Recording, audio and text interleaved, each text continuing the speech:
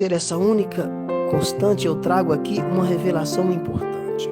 A estabilidade e também a permanência é apenas uma ilusão de ótica minha e sua e de todo mundo. Então, filósofo, isso é falso? Sim, isso é fake, isso é falso, é uma ilusão. E nós criamos essa crença e por isso a gente tem ação. E aí, essas ações fazem com que essa ilusão de ótica fica verdadeiramente, mas isso é falso, pode criar como se fosse uma ponta do iceberg, mas as verdades estão do outro lado, as filas de rios, de mares abundantes, onde você pode chegar lá e encher seu copo, estão ocultas, você não consegue enxergar ela, por isso que você está exprimido nessa fila da escassez, nessa fila da ignorância, nessa fila de doença, fila disso, fila daquilo. Todo mundo gosta de fila. Se tiver uma fila, todo mundo já corre para lá. Se você foi treinado para ficar em fila, essa é a verdade. E não precisa fila nenhuma. Isso é ilusão de ótica. Acreditar que só há essa fila e existem milhares de outras filas, ou lugares onde não tem filas nenhuma. Veja bem, então quando você olha para o passado, você acha que tudo era melhor e que agora está pior. Quando você olha para o futuro, também você fica meio ali cabisbaixo e olha assim com desdém e acha que vai piorar. Por isso você aceita ficar nessa condição de escassez, nessa fila, onde a água acaba, onde tem água barrenta. Mas na verdade é que as coisas estão sempre mudando, sempre mudando o tempo todo. Por isso, quando fecha uma torneira, tem outra, não precisa esperar na fila, nessa torneira seca, tem outras jorrando, dá um passo, olhe. Ou talvez cave o seu poço e tire água limpa. Se não tiver coragem de andar 2 ou 3 passos e ir no rio abundante, encher o seu copo. Para esclarecer ainda mais esse nosso insight, eu trago aqui uma segunda chave, e a chave é essa. Na verdade, a única constante permanente de fato são as mudanças. Nada é estático, as coisas estão mudando o tempo inteiro. Por isso que você não pode ficar parado aí nessa fila esperando as promessas que fizeram para vocês, que nunca vão ser cumpridos. E o que é um crime humanitário, algumas promessas que fazem para vocês durante a vida, que só fala que essas promessas só vai ser cumprida, essas promessas vão ser entregues depois que você morrer. Olha que crime, olha que covardia isso. Com isso faz vocês ficarem nessas filas, no sol, na chuva, na mendigância, no sofrimento, enquanto tem pessoas do seu lado vivendo um paraíso, tomando água limpa, vivendo na abundância. E você pode participar disso também, mas eles te prendem pela ignorância.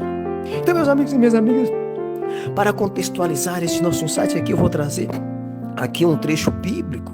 Filósofo, isso é culto, é alguma coisa? Não, não é a Bíblia. O filósofo defende que a Bíblia não é de religião nenhuma, também não é de instituição nenhuma. A Bíblia é um livro da vida, é um livro humanitário, é um livro de sabedorias que todo mundo deve ler. Filósofo, mas eu não acredito na Bíblia. Tá bom, não precisa acreditar, pode ler como um livro de sabedoria. Com certeza você vai tirar alguma coisa, como este trecho que nós vamos contextualizar este nosso insight aqui. Já até falamos sobre ele aqui, mas a Bíblia ela é tão interessante porque você pode contextualizar o mesmo trecho da Bíblia para múltiplas situações. É um livro muito sábio. É sagrado? Se alguma instituição, se você acreditar que é sagrado, mas se você não acreditar que não é sagrado, também não precisa ser. É um livro do homem, é um livro humanitário. Eu acredito que é um livro de literatura, tá bom. Leia literatura, leia a Bíblia. Lembra da história de Jó? Nós já contamos elas aqui. Então, a história de Jó é a seguinte. Jó, segundo a história bíblica, ele perdeu tudo. Perdeu seus bens, filhos também perdeu, a saúde também perdeu. Então, o Jó, quando ele perdeu tudo, ele olhou para a sua fila e viu que a água tinha acabado. O que Jó fez? Fez igual vocês fazem. Ele ficou reclamando, ele sofreu, ele ficou questionando, ficou lá na fila, mas o que Jó não viu foi que Deus estava restaurando tudo em dobro. dobro. Já falamos aqui sobre o invisível, sobre a semente. Às vezes você está reclamando porque não veio, porque você não tem a árvore para a sombra. Mas às vezes você não plantou a semente, porque você não acreditou que dentro daquela semente estava a árvore, estava também o fruto, mas estava no invisível. Mas Deus estava trabalhando no invisível, restaurando tudo, e Jó ainda reclamando que a mudança. Então, meus amigos e minhas amigas, Deus estava dando para Jó em dobro depois dele perder tudo, mas ele não estava vendo, ele não estava percebendo. Então, o X da questão é que a mudança não era o fim, a mudança era o recomeço, pois Deus estava dando em dobro para ele.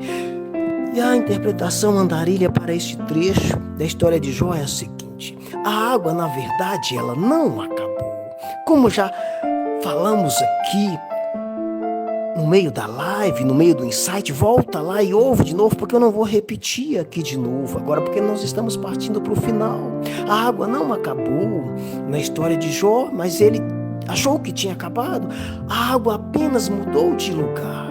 Parecia que era o fim, mas na verdade era o começo. Tinha outras torneiras abertas, tinha outras possibilidades. Então, meus amigos e minhas amigas, muito obrigado por ter ficado aqui comigo durante este insight.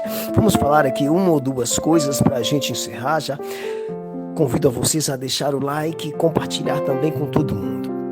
Então, quando chegar a sua vez e a água parecer que está acabando, ou quando a água acabar, faça o seguinte: olhe para o lado, levante a cabeça, observe o que está acontecendo enquanto você está na fila.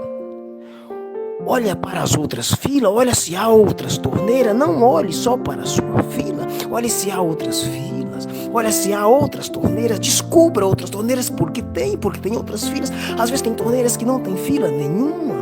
Veja outras águas correndo e entenda que a sua vez, quando a água acabar, não é o fim. Isso significa que a água está em outra torneira e que, portanto, você precisa mudar e pegar essa água em outra torneira, ou talvez você ir até o rio e pegar essa água abundante lá.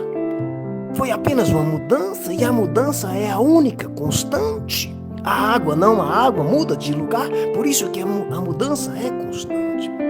Então, quando a água acabar na sua fila, mude de fila. Vai para outra torneira, abra outra torneira, procura um rio. Escolha outro copo. Não fica aí mendigando, esperando anos e anos, com algumas promessas que prometeram para você que só vai ser cumprida depois que você morrer. Isso é mentira. Saia disso, porque a vida não para. Portanto, a água nunca acaba, a água jamais acabou. E por incrível que pareça, o que a água faz? Ela apenas muda de lugar, muda de torneira. Às vezes ela está no rio, está no mar, está no lago, às vezes está até na chuva. Às vezes você está debaixo da chuva, em vez de colocar seu copo numa pingueira lá para encher de água, você está na fila esperando uma torneira seca. Agora eu pergunto, e você? Vai ficar olhando para esta torneira seca ou vai procurar uma água, uma torneira, lagos e rios abundantes? Então, meus amigos e minhas amigas, muito obrigado por ter ficado comigo aqui durante este nosso insight. Um forte abraço desse amigo de vocês, o filósofo andarilho.